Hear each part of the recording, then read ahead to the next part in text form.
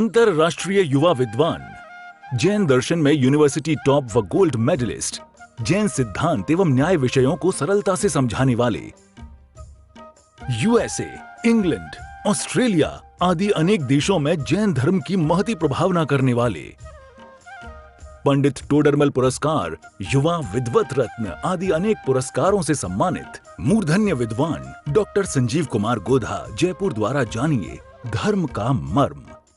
इस कार्यक्रम के पुण्यार्जक हैं श्रीमती मैना देवी सेठी, धर्म पत्नी स्वर्गीय श्री पूनम चंद जी सेठी, श्री अनिल जी प्रीति, श्री सुभाष जी सुमन, श्री सुशील जी संध्या रानी, श्रीमती राजू, श्री विनोद जी बज, दीपक जी विनीता, ऋषभ जी आंचल, हर्षवर्धन शिल्पा, अभिनंदन जी प्रियांशी, अनंत जी खुशबू, चहल, देव, अनिका, अरिहंत, शौर्य, युवान, सनाया, रियान एवं समस्त सेठी परिवार दिल्ली, बेंगलोर, कोलकाता।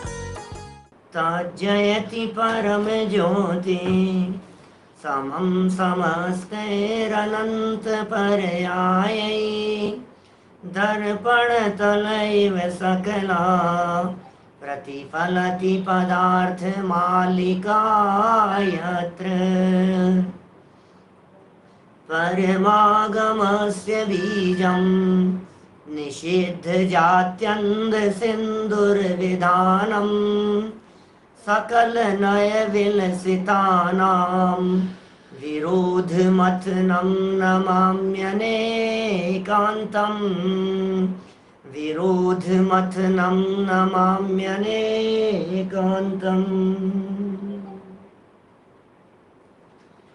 पुरुषार्थ सिद्धि उपाय नामक ये ग्रंथ है आचार्य अमृतचंद्र स्वामी की अनुपम रचना। श्रावक धर्म की चर्चा करने वाला यह उत्कृष्ट ग्रंथ है। श्रावक कौन होते हैं? श्रद्धा, ज्ञान और विवेक जिनमें होता है वे श्रावक कहलाते हैं। श्रद्धा, ज्ञान और क्रिया। श्रद्धा, ज्ञान माने विवेक। श्रावक के 3 अक्षर है ना श्रावक में। एक है श्रद्धा, श्रेय माने श्रद्धा, व माने विवेक और क माने क्रिया। तो श्रद्धा, विवेक और क्रिया ये 3 चीजें हैं। श्रद्धा सम्यक दर्शन, विवेक सम्यक ज्ञान और क्रिया सम्यक चारित्र। इसका नाम है श्रावक। सब मिलकर के श्रावक कहलाता है। अकेला श्रद्धा हो और ज्ञान चारित्र नहीं हो तो वो श्रावक नहीं है। अकेला ज्ञान हो और श्रद्धा और चारित्र नहीं हो तो बोले वो श्रावक नहीं है। अकेला चारित्र हो और श्रद्धा और ज्ञान नहीं हो तो वो श्रावक नहीं है। माने श्रद्धा, ज्ञान और चारित्र इन तीनों की एकता जहां होगी वो श्रावक होगा। इसको यदि परिभाषात्मक रूप से कहा जाए तो मैं ऐसा कह सकता हूं, जो श्रद्धा पूर्वक विवेक से क्रिया करे उसका नाम श्रावक है। श्रद्धा पूर्वक विवेक से और क्रिया करे, श्रद्धा पूर्वक विवेक से क्रिया करे उसका नाम है श्रावक। तो हम श्रद्धा और ज्ञान की चर्चा तो यहाँ अपेक्षित विस्तार से कर चुके हैं और आज से हमें यहाँ चर्चा प्रारंभ करनी है कुछ चारित्र के संदर्भ में। चारित्रम खलु धम्मो, और गजब की चर्चाएं होने वाली है। बाहरी आचरण की चर्चा होगी, व्यवहार से आचरण की चर्चा होगी, निश्चय से आचरण किसका नाम है, चारित्र किसका नाम है, उसकी भी चर्चा होगी। उसके लक्षण तो कल बतलाए जाएंगे, आज उसके लक्षणों की चर्चा नहीं करेंगे। आज तो हम जो बात करने वाले हैं ये कहना चाहते हैं कि ये जो चारित्र है ये चारित्र ज्ञान पूर्वक ही सच्चा होता है। माने जब तक ज्ञान नहीं होगा तब तक चारित्र सच्चा चारित्र नहीं है। चारित्र के सम्यक पने का आधार ज्ञान है। ये बात विशेष रूप से आज यहाँ चलने वाली है। बाह्य आचरण किस प्रकार का होना चाहिए एक आत्मार्थी व्यक्ति का, यह चर्चा सम्यक ज्ञान के अंगों के रूप में कल हम विस्तार से कर चुके हैं। पिछले 2 दिनों में चर्चा कर चुके हैं आपके बीच में। माने विनयाचार, उपदानाचार, बहुमानाचार, अनिन्नवाचार की जो चर्चाएं हुई है सच में वो प्रयोजनभूत चर्चाएं हैं। सच में वो प्रत्येक आत्मार्थी के लिए है, हमारे जीवन निर्माण के लिए है। हमें यदि मोक्ष मार्ग में आगे बढ़ना है तो जिनवाणी का और जिनवाणी के पठन पाठन करने कराने वालों का बहुमान हृदय में होना चाहिए। हमें यदि मोक्ष मार्ग में आगे बढ़ना है तो कभी ज्ञान के ऊपर आवरण डालने का प्रयास नहीं करें।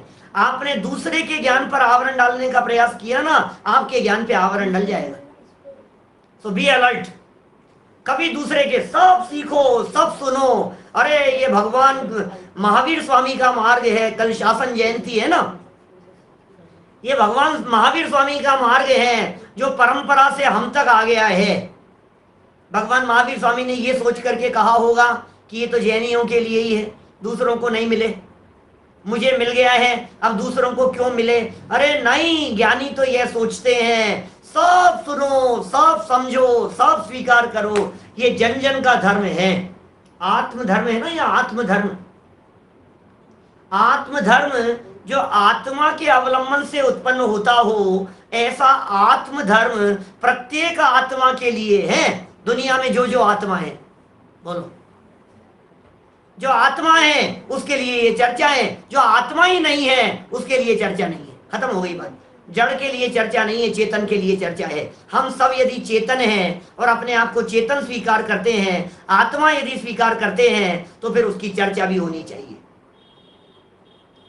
भाई गहराई से विचार करना, मार्मिक बातें हैं। हम यहाँ चारित्र की चर्चा प्रारंभ करते हैं। श्लोक नंबर है 37 और पेज नंबर है 76। श्रावक धर्म व्याख्यान, श्रावक धर्म की चर्चा। सम्यक चारित्र अधिकार इस ग्रंथ का तीसरा अधिकार है। ये सम्यक चारित्र अधिकार, लोगों की विशेष निगाह रहती है हमारे ऊपर। चारित्र की चर्चा करेगा, अच्छा, लोगों का ऑब्जेक्शन, आप तो श्रद्धा ही श्रद्धा की बातें ज्यादा करते हो, ज्ञान ज्ञान की बातें ज्यादा करते हो, चारित्र की बातें नहीं करते आप लोग। अरे भाई, जैसा चारित्र हमारे गुरुदेव के जीवन में दिखाई देता है, वैसा चारित्र दुनिया में बड़े बड़े लोगों का नहीं दिखाई देता है। जैसा चारित्र हमारे साधर्मियों का दिखाई देता है, जैसा चारित्र स्वाध्याय करने वालों का दिखाई देता है, जिनवाणी पठन पाठन करने वालों का दिखाई देता है, वैसा चारित्र दुनिया में लोगों का दिखाई नहीं देता।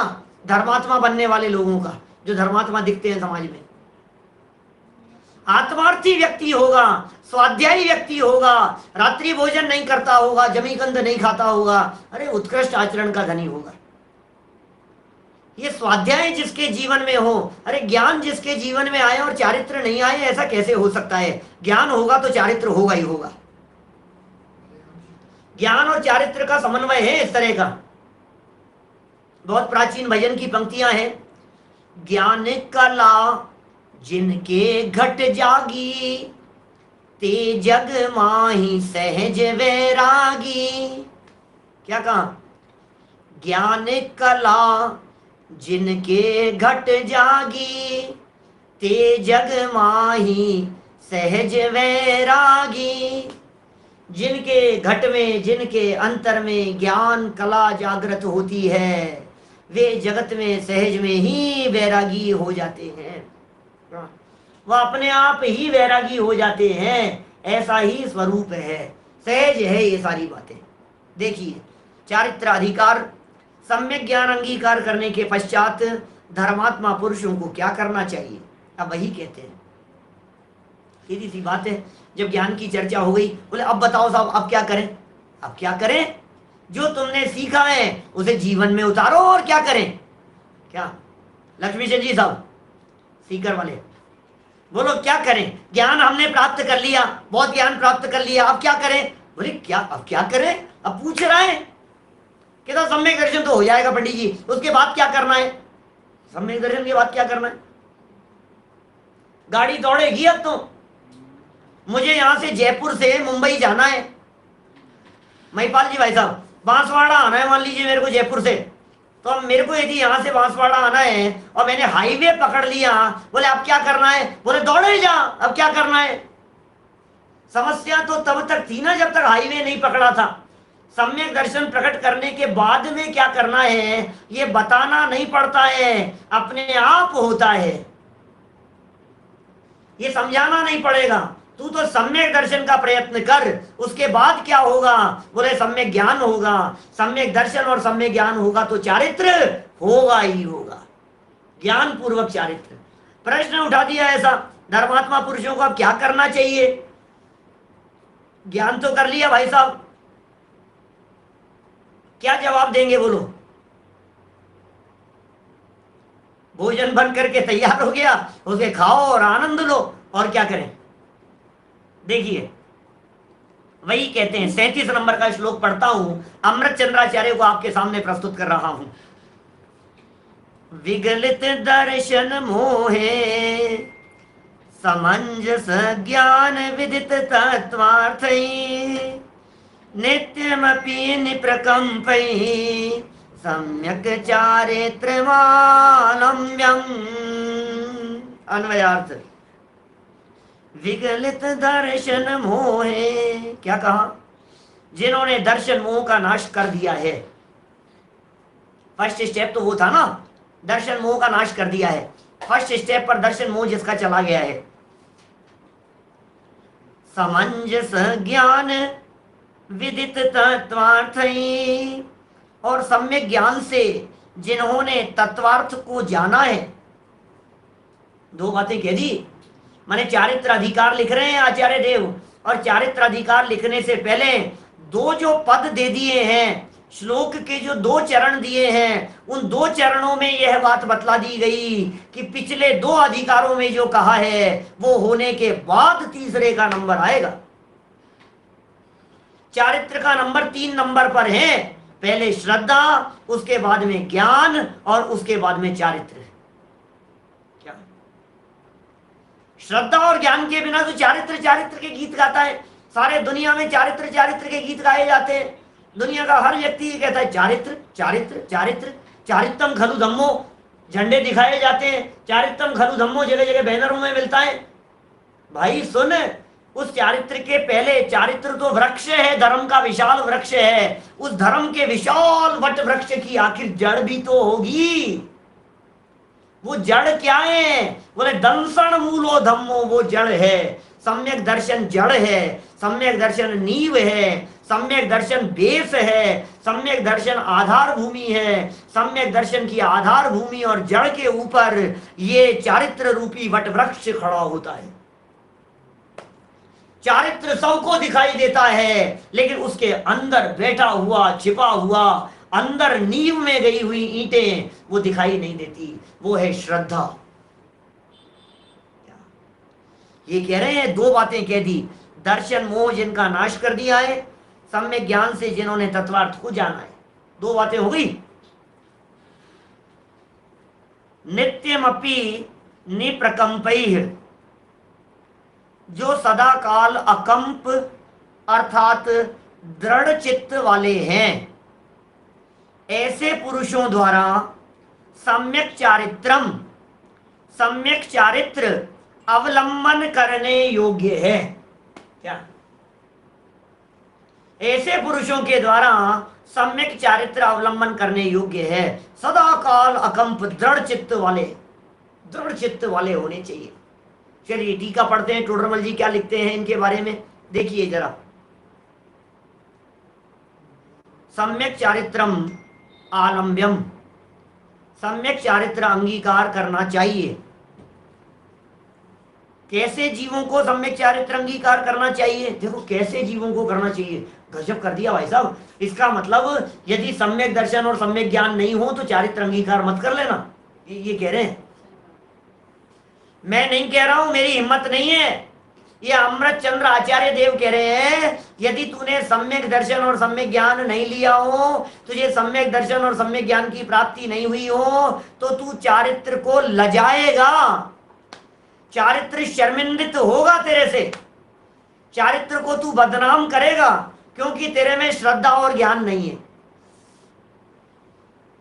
इन्हीं टोडरमल जी साहब ने सम्यक चारित्र माने मुनिव्रत अंगीकार करने की जहां प्रेरणा दी है मोक्ष मार्ग प्रकाशक ग्रंथ में, वो मोक्ष मार्ग प्रकाशक ग्रंथ, उसमें उन्होंने मुनि बनने के लिए 3 शर्तें बतलाई।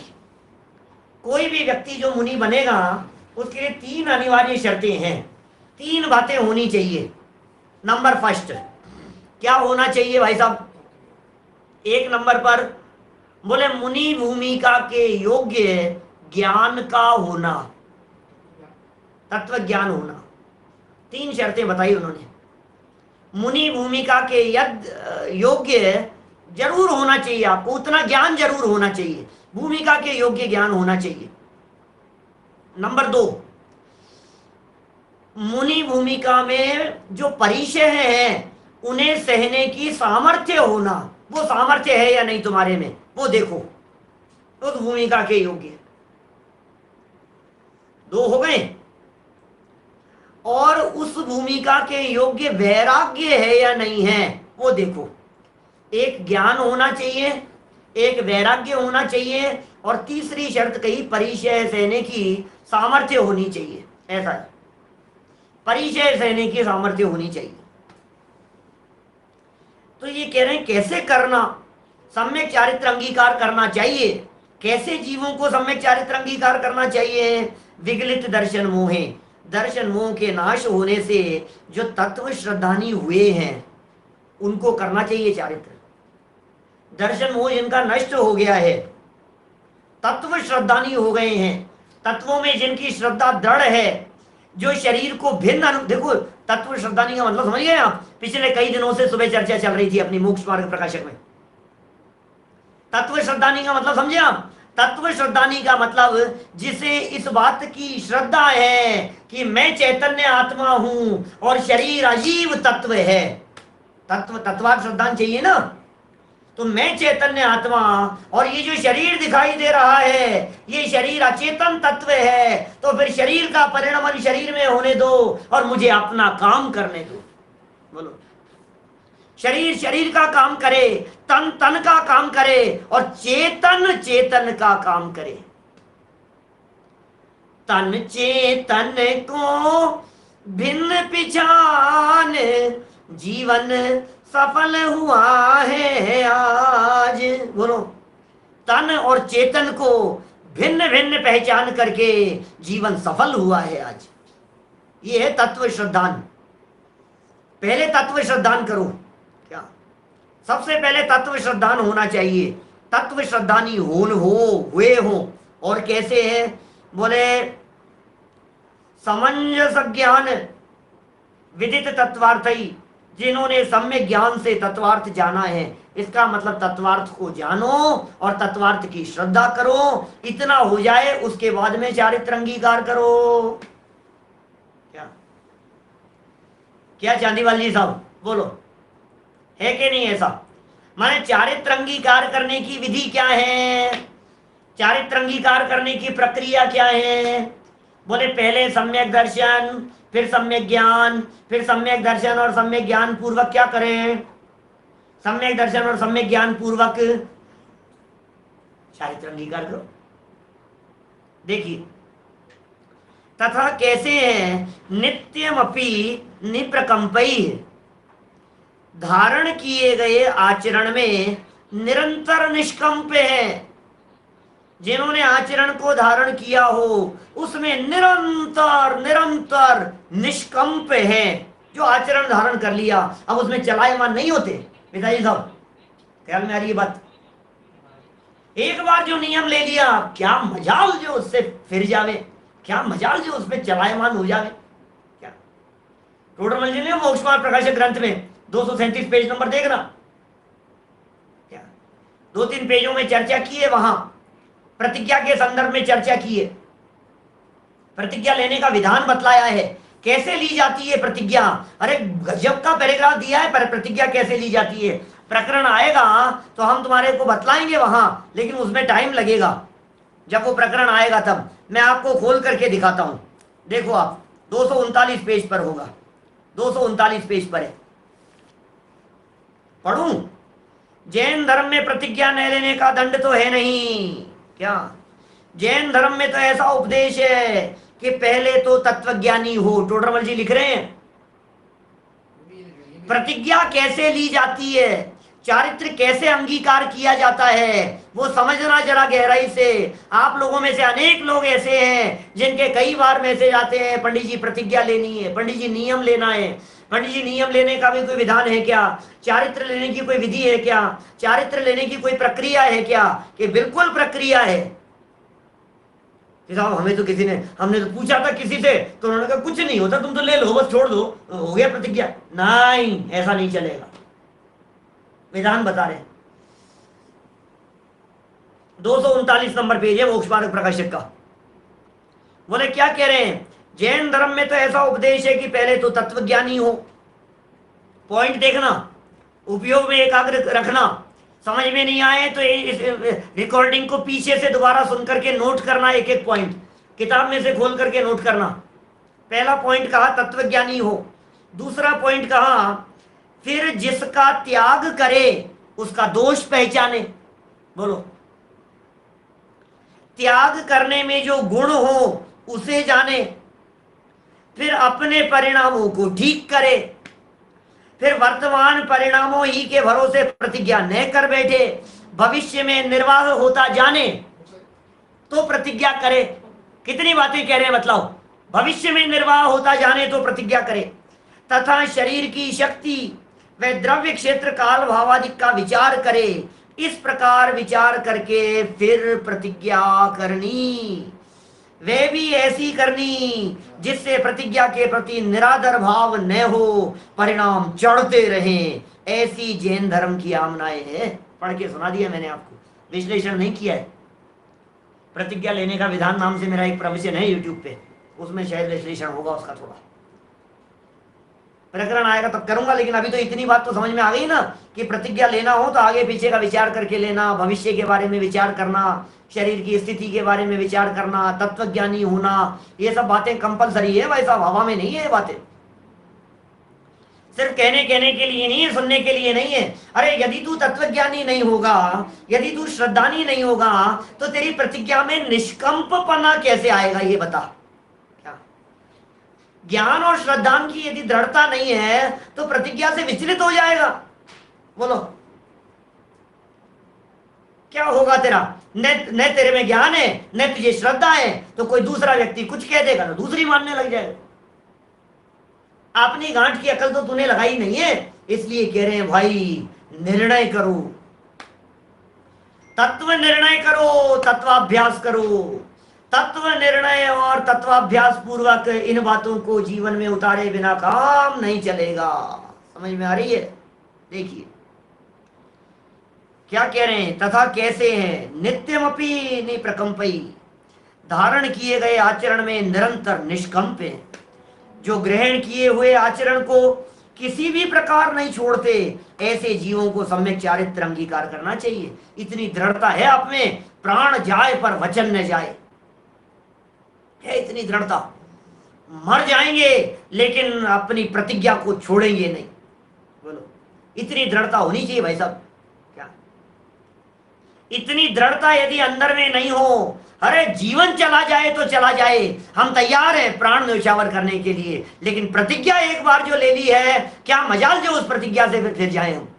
हम नहीं फिरेंगे फिर उस प्रतिज्ञा से। भरत भाई प्रतिज्ञा से नहीं फिरेंगे फिर, एक बार ले लिए हमने प्रतिज्ञा, दृढ़ हो गए हैं हम, इसलिए दृढ़ श्रद्धानी की जरूरत है। और वो क्या होगा, ज्ञान होता है ना, ज्ञान वो विचलित नहीं होने देता है। श्रद्धा होती है ना, उससे फिर वो चारित्र से डगमगाता नहीं है। और फिर कदाचित डगमगा भी जाए तो जो श्रद्धा होती है वो उसको वापस सही रास्ते पर ले आती है। क्योंकि कई बार ऐसा होता है ना, श्रद्धा से तो विचलित नहीं हुआ, क्या दंसण भट्टा भट्टा, दंसण भट्टा ने सिज्जंती, सिज्जंती चरिये भट्टा, दंसण भट्टा ने सिज्जंती। ये गाथा है अष्टपाउड़ की मूल गाथा, कुंदकुंदाचार्य देव की लिखी हुई। वो कह रहे हैं जो दर्शन से भ्रष्ट हैं वो तो भ्रष्ट ही हो गए, जो श्रद्धा से भ्रष्ट हैं। जो चारित्र से भ्रष्ट हो गए हैं वो फिर कदाचित तिर जाएंगे यदि श्रद्धा मौजूद है तो। चारित्र से हो गए ना अभी, कोई बात नहीं, वो चारित्र दोबारा अंगीकार कर लेंगे, रिपीट हो जाएगा उनको। क्यों हो जाएगा? क्योंकि श्रद्धा है। अभी चारित्र मोह की कमजोरी से थोड़ा विचलितपना हो गया था, लेकिन घबराने की जरूरत नहीं है, पुनर्चारित्र वापस हो जाएगा क्योंकि श्रद्धा दृढ़ है।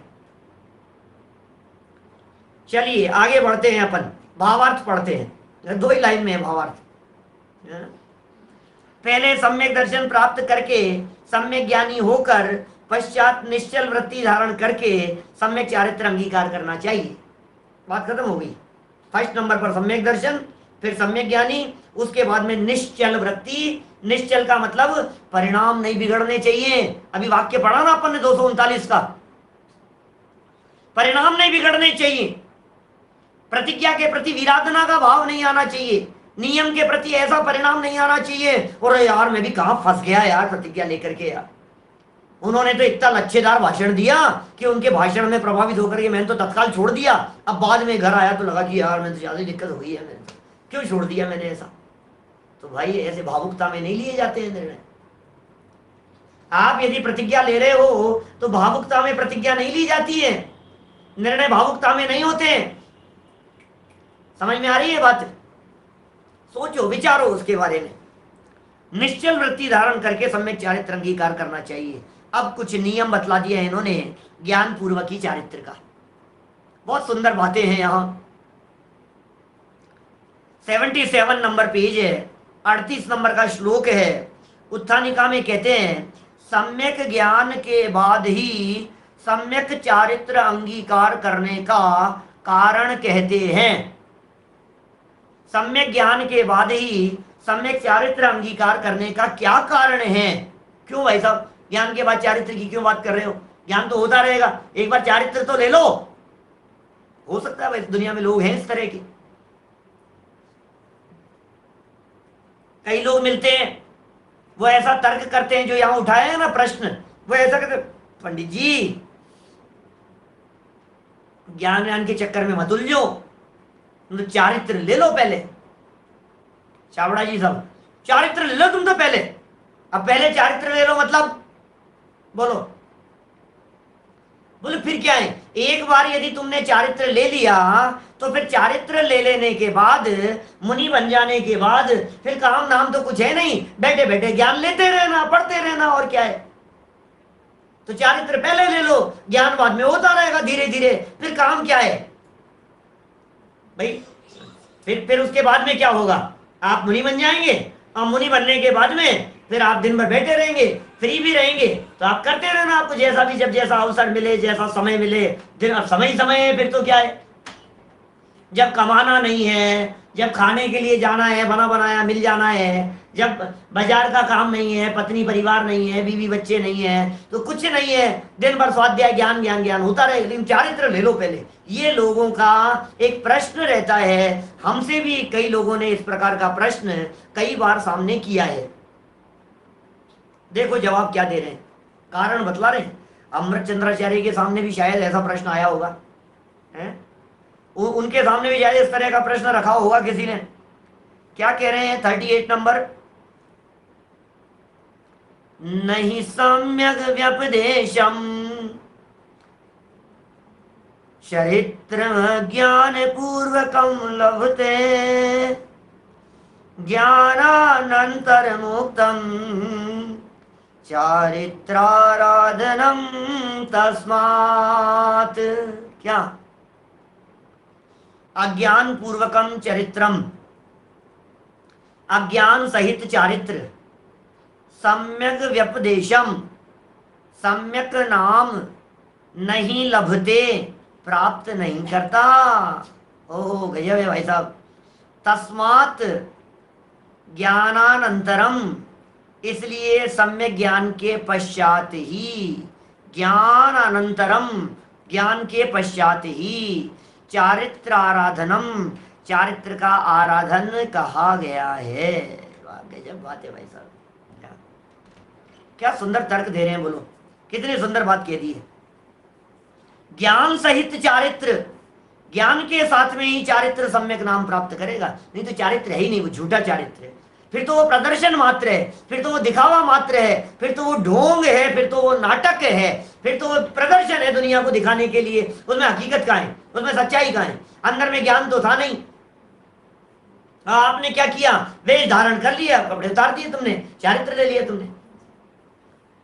अभी ये जो चारित्र की बात, अभी यद्यपि मुनि भूमिका वाले चारित्र की चर्चा ये नहीं कर, अभी तो श्रावकों के चारित्र की चर्चा करेंगे ना। अभी तो श्रावक का 4 ग्रंथ है। अभी तो हमारी भूमिका में क्या चारित्र हो सकता है, हमारी भूमिका में क्या पालन हो सकता है, हमारी भूमिका में निश्चय से चारित्र क्या होगा और व्यवहार से चारित्र क्या होगा और बहिरंग आचरण किस प्रकार का होना चाहिए, वो चर्चाएं टोडरमल जी साहब बताएंगे। आगे धीरे धीरे बताएंगे, चलेगी वो चर्चा।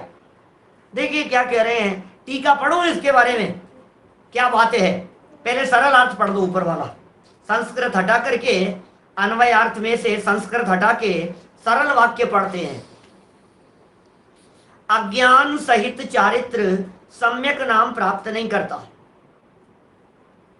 इसलिए सम्यक ज्ञान के पश्चात ही चारित्र का आराधन कहा गया है। पहले सम्यक दर्शन की आराधना करो, फिर सम्यक ज्ञान की आराधना करो, और सम्यक ज्ञान होने के पश्चात ही चारित्र की आराधना करना कहा गया है। तुम चारित्र की आराधना करो, सम्यक दर्शन, सम्यक ज्ञान, फिर सम्यक चारित्र की आराधना 3 नंबर पर होती है। टीका, अज्ञान पूर्वकम चरित्रम सम्यक व्यपदेशम नहीं लभते। जिसके पूर्व में अज्ञान भाव हो, जिसके जिस जीव के पूर्व में माने पहले अज्ञान भाव हो, पहले ऐसा चारित्र सम्यक संज्ञा को प्राप्त नहीं करता। अज्ञानी व्यक्ति है, वे चारित्र थोड़ी ना कहलाएगा। तुमने छोड़ा तो क्यों छोड़ा बतलाओ, वो चारित्र नहीं कहलाएगा। ज्ञान नहीं है तुम्हारे पास में, विवेक नहीं है तुम्हारे पास में, समझ नहीं है। प्रथम यदि सम्यक ज्ञान न हो और पाप क्रिया का त्याग करके चारित्र भार धारण करे, चारित्र भार क्या, कहां से शब्द लाते हैं, टोडरमल जी के शब्द हैं टीका के। जिसके पूर्व में अज्ञान भाव हो, ऐसा चारित्र सम्यक संज्ञा को प्राप्त नहीं होता। प्रथम यदि सम्यक ज्ञान न हो, यदि सच्चा ज्ञान नहीं हो, यदि आपको सम्यक ज्ञान की प्राप्ति नहीं हुई तो, और पाप क्रिया का त्याग करके चारित्र भार धारण करे, पाप क्रिया का तो त्याग कर दिया और चारित्र का वजन माथे पर ले लिया, तो वह सम्यक चारित्र नाम प्राप्त नहीं करता। अरे ज्ञान के बिना चारित्र बोझा है, ये कह रहे हैं। सही बताओ, प्रैक्टिकल सोचो अपनी लाइफ में, अपने अपने जीवन में सोचो। आपने यदि बचपन में बिना समझे हुए रात्रि भोजन का त्याग कर दिया हो तो फिर वो क्या कहलाएगा, वो बोझा कहलाएगा माथे पर। जबरदस्ती ढोए जा रहे हो आप उस प्रतिज्ञा को, नहीं होता है ऐसा। ज्ञान के बिना चारित्र को अकेला बेकार नहीं कह रहे उल्लास भाई, ये कह रहे बोझा है, पालन नहीं कर पाएगा, वजन रहेगा माथे पर, आसान नहीं है उसका पालन करना। ज्ञान के बिना आसानी से पालन नहीं हो पाता है, बार बार में उसे अंदर में पीड़ा होती है उसका पालन करने में, खींचतान के पालन होता है। ये टोडरमल जी साहब ने ऐसा लिखा है, उसमें मोक्ष मार्ग प्रकाशक के अंदर लिखते हैं, वो ऐसा नहीं है। द्रव्यलिंगी मुनि जो आचरण का पालन करता है, कितना खींचतान करना पड़ता है, कितना जोर आता है भाई साहब, आसान थोड़ी ने। एक तो व्यक्ति में पावर हो, जिस व्यक्ति में पावर हो वो व्यक्ति काम करे तो कर लिया, और जिसमें पावर तो थी नहीं और फिर किया तो बोझा लगेगा कि नहीं। जैसे देखो मैं आपको बात कहूं, जिस व्यक्ति का खुद का काम होता है उसको अपना काम करने में थकान महसूस नहीं होती है। क्या अपने काम में थकान नहीं होती।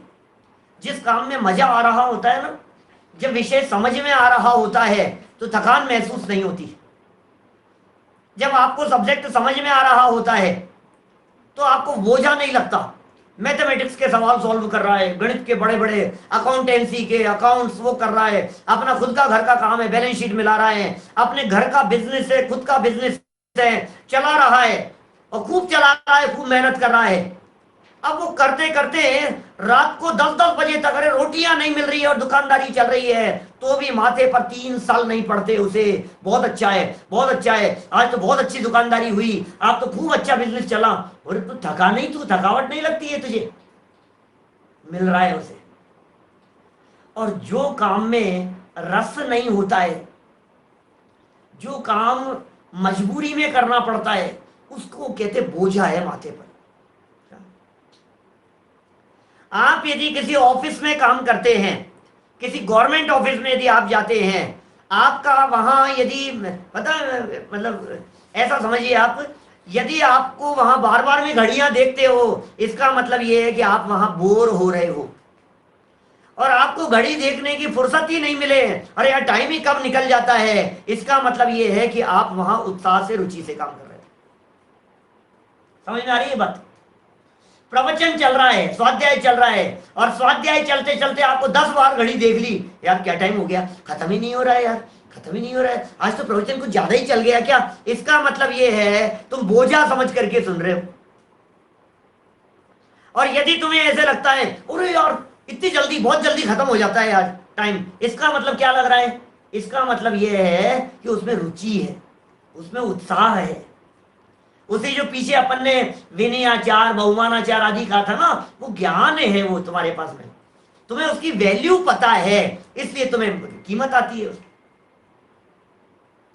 ना समझ व्यक्ति, अज्ञानी व्यक्ति, जिसके ज्ञान नहीं है, वो चारित्र पालन करेगा तो बोझ समझ करके करेगा, ये बात यहाँ कहना चाह रहे हैं। इस कार्यक्रम के पुण्यार्जक हैं श्रीमती मैना देवी सेठी, धर्म पत्नी स्वर्गीय श्री पूनम चंद जी सेठी, श्री अनिल जी प्रीति, श्री सुभाष जी सुमन, श्री सुशील जी संध्या रानी, श्रीमती राजू, श्री विनोद जी बज, दीपक जी विनीता, ऋषभ जी आंचल, हर्षवर्धन शिल्पा, अभिनंदन जी प्रियांशी, अनंत जी खुशबू, चहल, देव, अनिका, अरिहंत, शौर्य, युवान, सनाया, रियान एवं समस्त सेठी परिवार दिल्ली, बेंगलोर, कोलकाता।